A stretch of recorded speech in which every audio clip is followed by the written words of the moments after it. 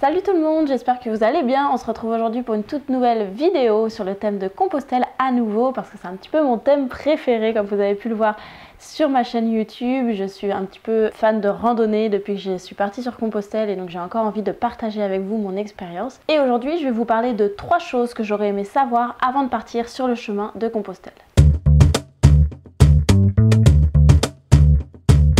Donc avant de partir sur Compostelle, moi personnellement je n'ai absolument rien lu du tout, je me suis pas renseignée. J'avais déjà une pratique de la randonnée et de la randonnée en solitaire, en camping sauvage. Donc je savais les bases, c'est-à-dire ne pas trop remplir mon sac à dos et je suis partie avec pas grand chose. Donc quand je suis partie, j'ai pas forcément eu les petites astuces, les petits renseignements que j'aurais pu trouver sur internet ou sur des guides. Je suis vraiment un peu partie à l'aventure totale. Et donc si j'avais à refaire Compostelle, voilà 3 choses que j'aurais aimé savoir avant de partir. En numéro 1, je vais vous parler de la chaussure de randonnée. Je suis donc partie avec des grosses chaussures de randonnée, comme ça, des chaussures montantes. Donc c'était pas exactement celle-là pour ceux qui ont suivi mes aventures. Vous avez dû voir la vidéo où je laisse mes chaussures de randonnée sur le chemin, donc évidemment je ne les ai plus actuellement. Mais ça ressemblait pas mal à des chaussures de randonnée à tige haute comme ceci. C'était des chaussures de randonnée que j'avais déjà faites, je les avais beaucoup portées et je pensais vraiment que c'était indispensable d'avoir des chaussures de randonnée quand on part sur une randonnée, qui plus est sur une randonnée de plus de 1 mois. Comme je les avais faites depuis 1 an déjà, je pensais que tout irait bien, il n'y aurait aucun souci. Sauf que dès le départ, mes chaussures de randonnée se sont avérées ne pas être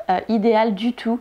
Alors je sais pas dire pourquoi, mais elles me faisaient énormément mal aux pieds. Je pense parce que la semelle était très rigide, mais j'ai beau avoir racheté sur le chemin des semelles pour amortir mes pas, j'ai beau avoir un peu allégé encore plus mon sac à dos, ça me faisait toujours autant mal aux pieds et je pense que de toute façon ça fait aussi partie du chemin. J'ai l'impression qu'il y en était beaucoup de pèlerins quand on se voit marcher le soir, qu'on marche un peu comme des vieux pépés, mais moi ça me faisait tellement mal aux poings qu'au départ j'ai vraiment pensé que j'allais pas y arriver, que j'allais devoir abandonner. Et puis donc plus tard sur le chemin j'ai quand même continué à les porter parce que c'était les seules chaussures que j'avais, mais j'avais tellement mal qu'à des moments j'ai dû marcher avec mes petites sandales en fait de randonnée qui étaient vraiment pas idéales pour marcher parce que c'est des sandales mi-randonnée, plutôt pour le soir en fait que j'avais pris. Donc un petit peu plus tard sur le chemin en Espagne, je me suis décidée à m'acheter une paire de sandales de randonnée, mais une vraie paire. Comme vous pouvez le voir, il y a vraiment une semelle épaisse, c'est une bonne semelle.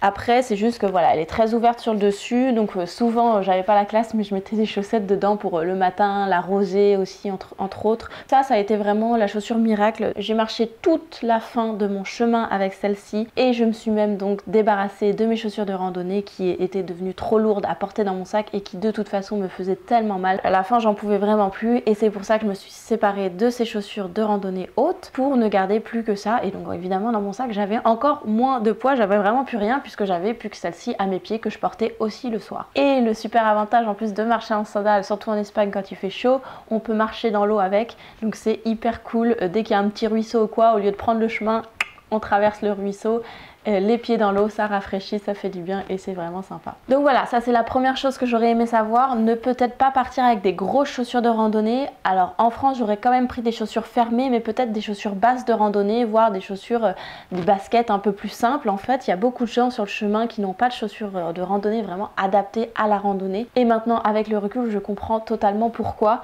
Parce que Compostelle n'est pas un chemin hyper technique. Alors oui il y a des endroits où il y a quand même des petites difficultés tout ça, mais c'est quand même un chemin plus sur la longueur et au final plus sur le confort de la chaussure que sur vraiment la technicité. En deuxième point, je vais vous parler de quelque chose qui est un petit peu paradoxal parce que vous n'allez pas beaucoup l'entendre dans les conseils qu'on peut vous donner quand vous partez sur Compostelle, parce que souvent on vous dit d'alléger au maximum votre sac à dos. Pour ma part, comme je vous l'ai dit, j'avais déjà fait un petit peu de randonnée avant de partir, donc je savais à quel point il fallait que mon sac soit léger. J'ai déjà vraiment eu des difficultés à faire une randonnée parce que j'avais un sac beaucoup trop lourd, donc je savais que pour partir sur une telle distance, il fallait absolument que je prenne le minimum. Et même dans mon minimum, on se rend compte qu'il y a toujours un peu de superflu. Donc je m'étais quand même aussi délestée un petit peu sur le chemin. Par exemple, à la frontière entre la France et l'Espagne, j'ai décidé d'abandonner ma bâche de tente que je mettais au-dessus de moi quand je faisais du bivouac. Et à la fin, je ne dormais plus qu'à la belle étoile. Et pour vous dire, à la fin, mon sac à dos, je le sentais plus du tout. Il était tellement léger, j'avais l'impression qu'il n'y avait rien dedans. C'était assez fou. Et donc, moi, le côté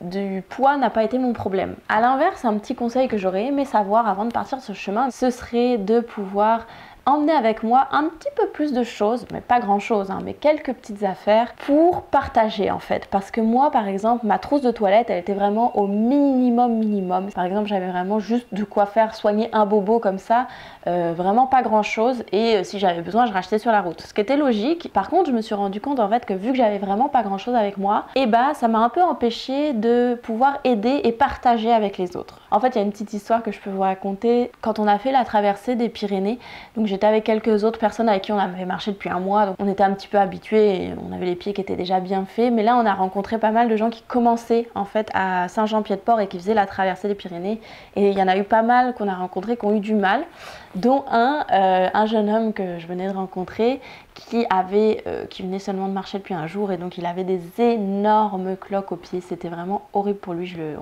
Donc on s'est arrêté et on a vu avec lui et tout ça pour l'aider. Et donc en fait moi je me suis rendu compte que j'avais rien à lui proposer pour le soigner. J'ai laissé faire mes camarades qui étaient avec moi parce qu'ils avaient une trousse à pharmacie mais grosse comme ça pour aider. Ils avaient 50 000 produits, 50 000 trucs. Limite c'était presque trop, mais c'était vraiment sympa dans l'échange en fait et dans le partage. Ils ont vraiment pris soin de ce jeune homme qui était un peu plus jeune que nous, et voilà, c'est devenu un petit peu notre petit frère sur le chemin. Et je me suis rendu compte que moi, j'aurais pu bien sûr l'aider avec le peu que j'avais, mais je me suis rendu compte que j'avais pas assez pour partager. J'étais presque pas assez généreuse en fait dans ma manière de marcher. Et du coup je me dis que pour la prochaine fois je garnirai un petit peu plus ma trousse de pharmacie par exemple, et peut-être 2-3 autres petits trucs que j'aimerais partager avec les autres. Et puis une autre petite histoire que je peux vous échanger par rapport à ça aussi, par rapport au partage, c'est quand j'ai rencontré la jeune fille avec qui j'ai beaucoup marché. Moi j'avais pas de réchaud à ce moment-là, j'avais vraiment rien, j'avais décidé de manger froid, et je peux dire que bon, c'était pas forcément le choix le plus stratégique parce que c'est vrai qu'un bon plat chaud le soir ça peut faire du bien. Et donc j'ai rencontré cette jeune fille qui avait non seulement pas un réchaud, mais elle en avait pris 2 avec elle,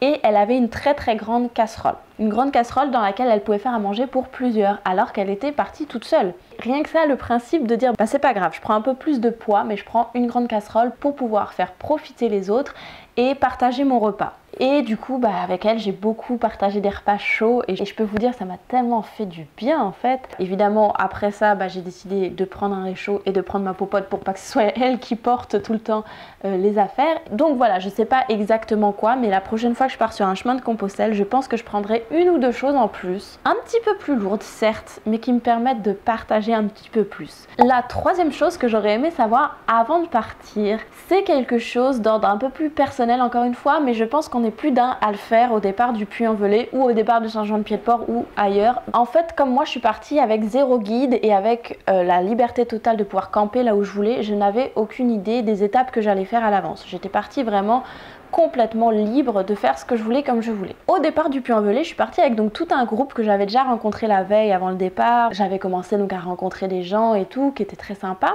Et donc au départ du Puy-en-Velay, j'ai voulu beaucoup rester avec le groupe avec lequel j'étais partie, et puis faire comme eux les kilomètres qu'ils faisaient en fait. Et cette envie là de suivre et tout ça, ça fait que j'ai dû un petit peu suivre donc les étapes que les gens suivaient dans leur guide, et qui étaient, il faut dire, des étapes assez conséquentes. Moi la deuxième journée, je crois, j'ai fait 27 km, qui m'a complètement tuée à la fin de la journée. J'avais mal aux pieds en plus, comme je vous l'ai raconté. Honnêtement, la journée d'après, j'en pouvais plus. J'ai marché 8 km et je me suis arrêtée là. J'ai pas fait un pas de plus cette journée-là. Et en fait, je me suis rendu compte que j'avais un petit peu de mal à lâcher prise par rapport aux gens qui étaient devant moi. Et je voulais les rattraper quelque part. J'avais envie de faire comme tout le monde. Je comprenais pas pourquoi moi, je suis pas capable d'aller aussi vite qu'eux. J'avais un petit peu l'impression d'être un peu à la ramasse, d'être larguée. Et puis au bout d'un moment, petit à petit, j'ai compris.